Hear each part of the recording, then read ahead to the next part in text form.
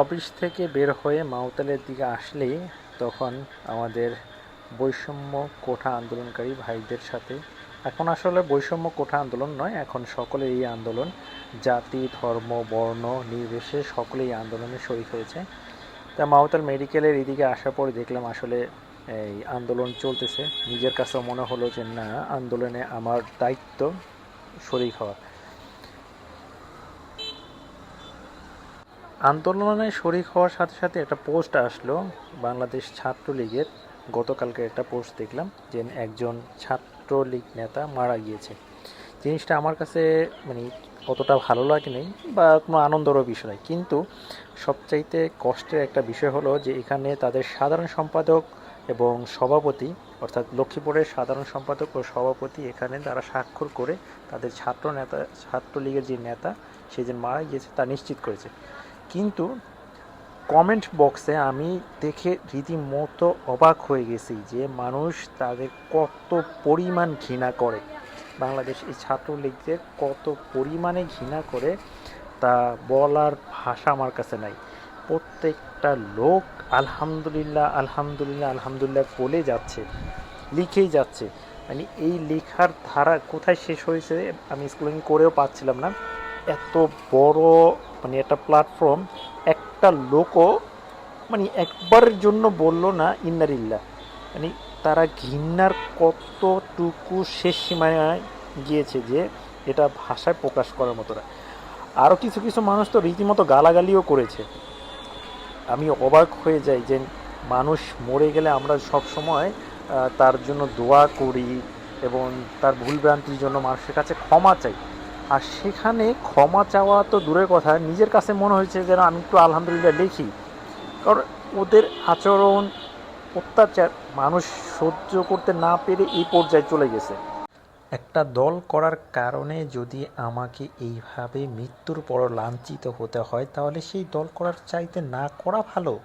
এই দল থাকার চাইতে না থাকা ভালো। মানুষ হাহা রিয়েক্ট দেয়, মানুষ বিভিন্ন ধরনের কথা বলতেছে।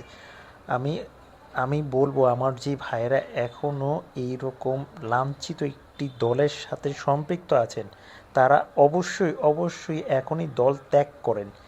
দল দিয়ে আপনার জীবনটাকে গড়তে পারবেন না। যেই দল আপনাকে লাঞ্ছনা দিবে মৃত্যুর পরও, সেই দল করার চাইতে না করা ভালো। সেটা যে কোনো রাজনৈতিক দলই হোক, যে কোনো রাজনৈতিক দলই হোক। রাজনীতি করতে হবে, রাজনীতি করেন, কিন্তু সম্মানসূচকভাবে রাজনীতি করেন। যেই রাজনীতি বা যেই দলের কারণে আপনি নিজে একজন ব্যক্তি, আপনাকে মানুষ মৃত্যুর পরও হাসি তামাশা করবে, আপনার মৃত্যুর কারণে আলহামদুলিল্লাহ বলবে, ইন্নারিল্লাহি ওয়া ইন্না ইলাইহি রাজিউনের জায়গায় বৎকার মানে আলহামদুলিল্লাহ বলবে।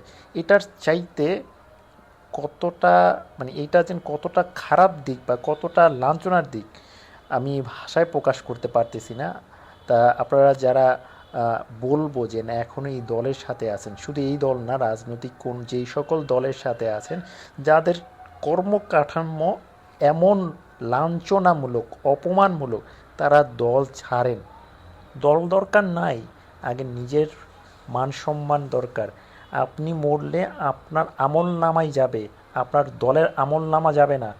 আপনি মরলে আপনার দলের কোনো আমল নামা যাবে না। সো ওই দলের এমন কোন কাজ বা এমন কি নিতে হবে যে আমার দায়িত্ব নিতে হবে, যেটার জন্য মৃত্যুর পরে আমার জন্য বলৎকার বা বদদোয়া আসবে।